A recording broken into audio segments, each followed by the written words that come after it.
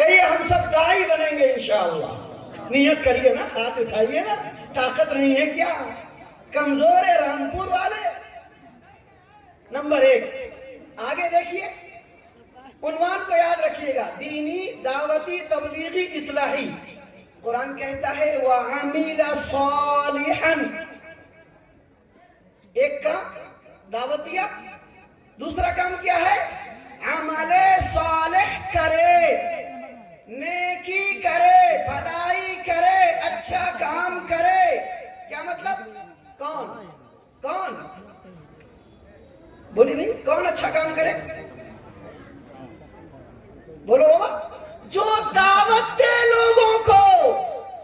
یہ مؤذن, یہ مولوی, یہ عالم, یہ امام, یہ حافظ, یہ سماجی کارکن, یہ سماجی لیڈر, وارڈ کا ممبر, مکھیا, sarpanch, M L A, M P, سماج کا چودھری, بزنس مین, تاجر, جو بھی اچھا کام کرنے کی دعوت لوگوں کو دے رہا ہے, اس کا پہلا کام خود یہ ہے کہ وہ خود اچھا کام کرے.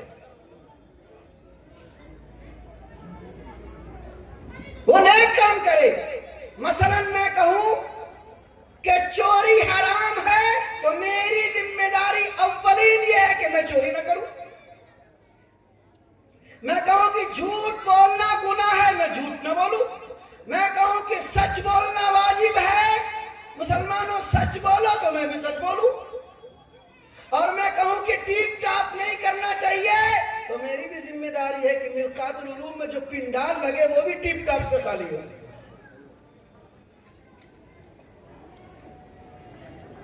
میں کہوں کہ معصوم چھوٹے چھوٹے بچے کو تعلیم اور تربیت کے لیے محنت کیا جائے, تو میری بھی ذمہ داری ہے کہ مدرسے کے, اسکول کے, ادارے کے, کوچنگ کے بچوں کو سماج کا بچہ نہیں, اپنا بیٹا اور اپنی بیٹی سمجھوں. الحمدللہ میں جس مدرسے میں ہوں 15 سال سے پڑھاتا ہوں, سرکاری مدرسہ ہے میرا بھگوان پور میں, جو کہ ہاٹ بلوک میں. کبھی آنا, آ کے دیکھ لینا, نظر دیکھے گی مدرسے کو تو سمجھ میں آئے گا کہ ایسا بھی سرکاری مدرسہ ہوتا ہے. میری ساری بیٹی میرے مدرسے میں پڑھی الحمدللہ.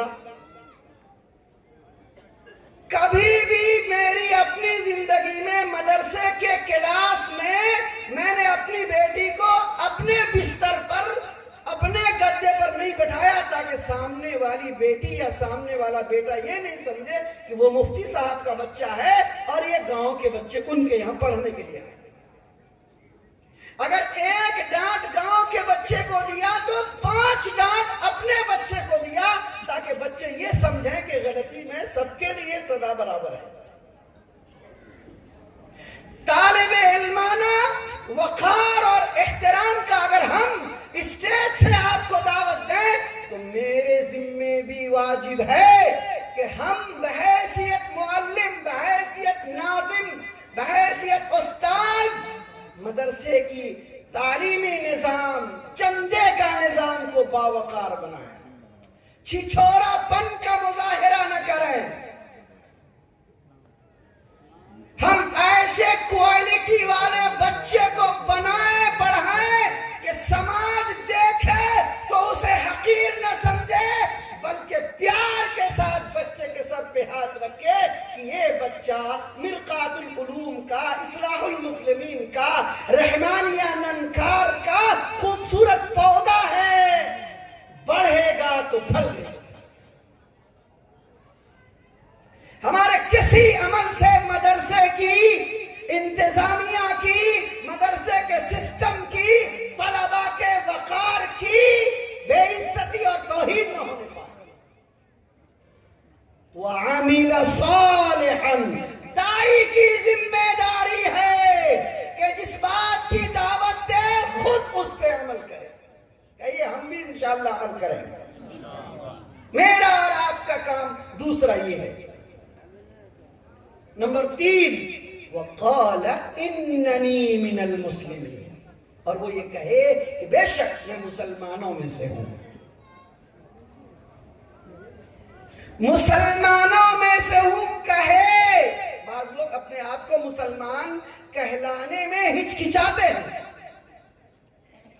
قرآن کہتا ہے کہ شرماؤ نہیں, ہچکچاؤ نہیں, نام کو چھپاؤ نہیں.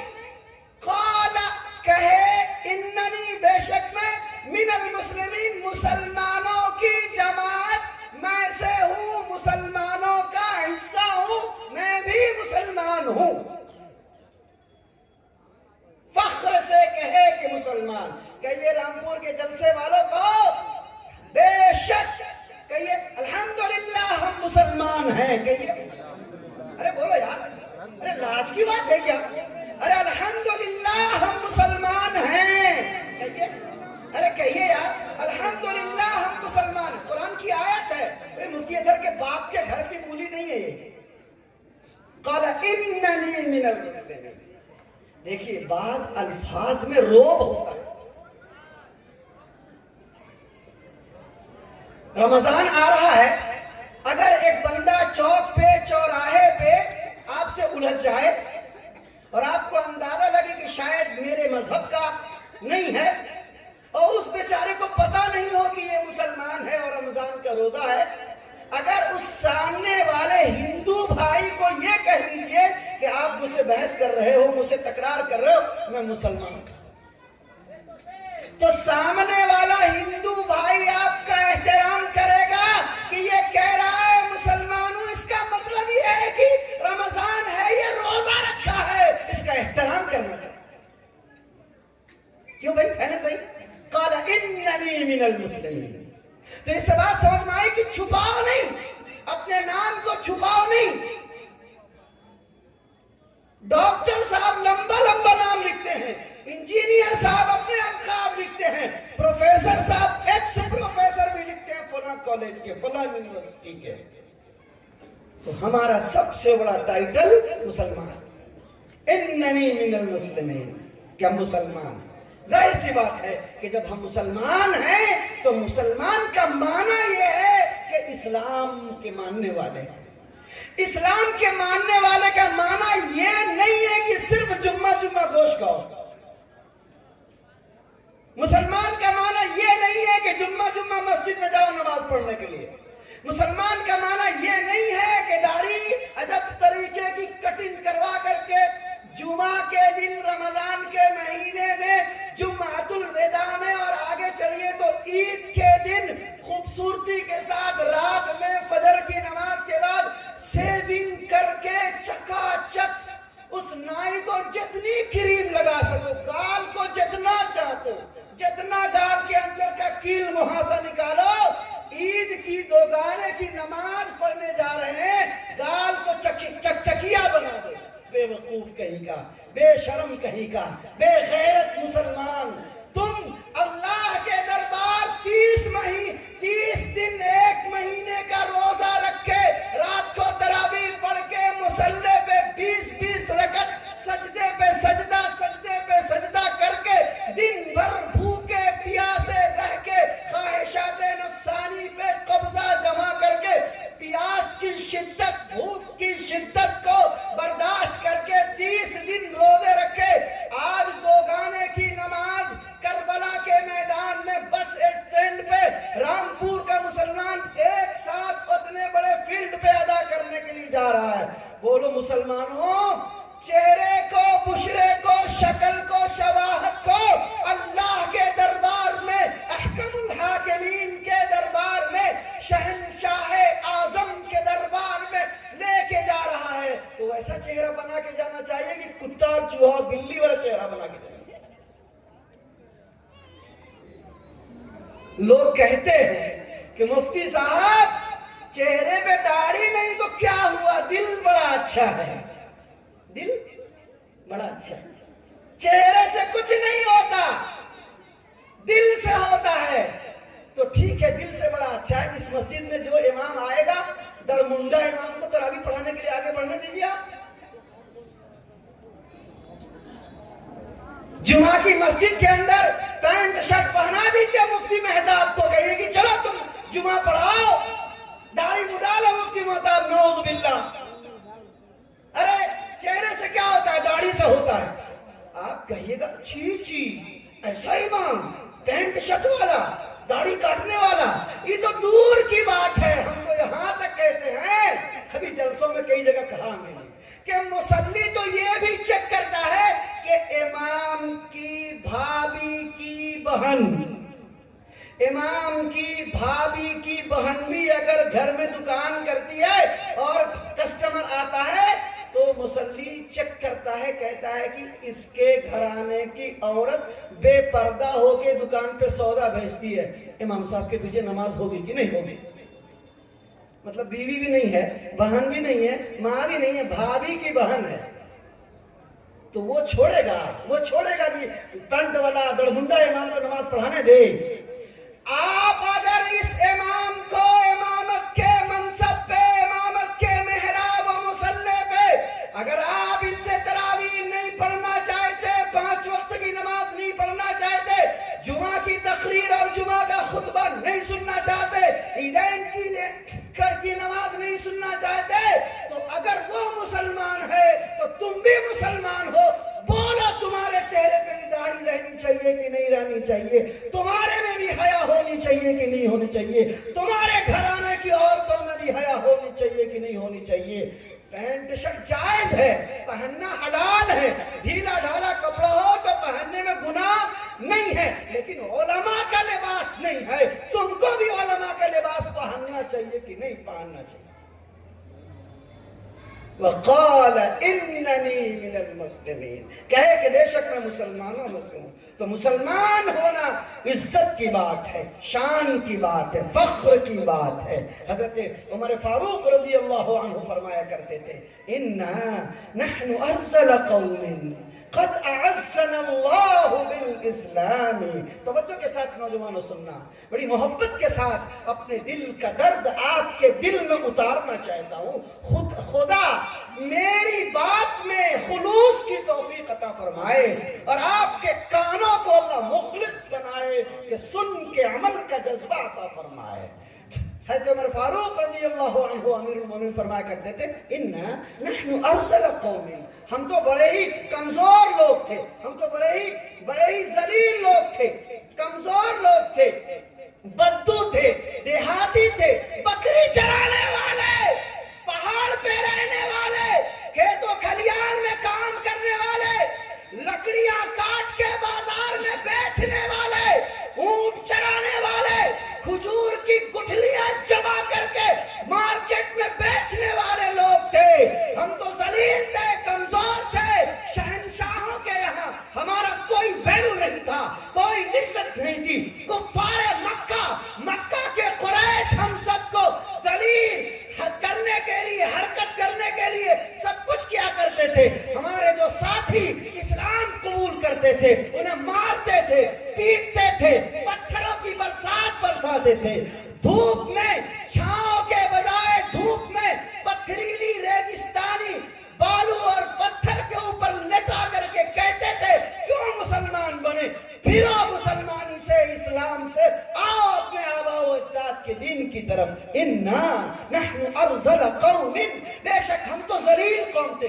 حضرت عمر فاروق رضی اللہ عنہ پہ قربان جائیے، آپ فرماتے قد اعزنا اللہ بالاسلام، تحقیق کے اللہ رب العزت نے ہم سب کو اسلام کی دولت سے عزت عطا فرمائی۔ اسلام ملا، عزت ملی، قرآن ملا، عزت ملی، دین ملا، عزت ملی، نبی ملے، شرافت ملی، نبوت کا تاج کیا ملا، کایا پلٹ گیا۔ نبی ہمارے درمیان کیا ہے؟